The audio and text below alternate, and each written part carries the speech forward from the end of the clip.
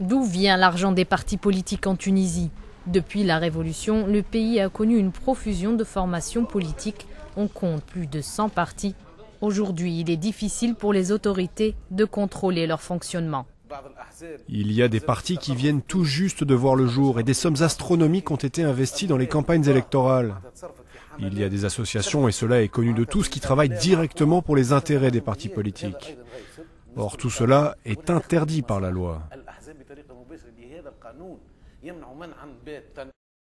Officiellement, les partis politiques n'ont droit qu'aux cotisations, aux dons et subventions de l'État. Mais il est très difficile de connaître la traçabilité de l'argent. Shafik Djeraya, un homme d'affaires tunisien, s'est fait un nom dans le financement politique. Il s'agit là d'un business. C'est quelque chose d'ordinaire. Je pense qu'il faut surveiller l'argent qui provient de l'étranger et non pas de l'intérieur. En Tunisie, la loi interdit le financement des partis politiques via l'étranger, mais elle autorise les associations à recevoir des fonds extérieurs. Des fonds qui peuvent facilement finir dans les caisses des partis. Les politiques s'accusent mutuellement de se servir de l'argent provenant de l'étranger, notamment du Qatar. Le contrôle se limite au moment de la campagne électorale.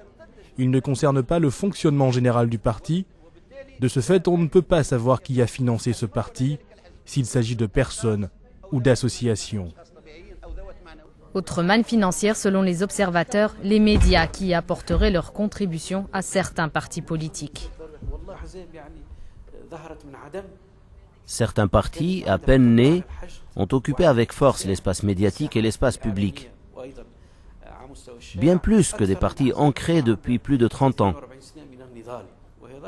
Cela est naturel dans une phase de transition et de vide juridique. Pour beaucoup, le manque de transparence sur le financement des partis politiques s'explique par la persistance d'un système corrompu qui tarde à être réformé. Le vide juridique et le manque de contrôle sur les partis menacent la crédibilité de l'action politique dans le pays.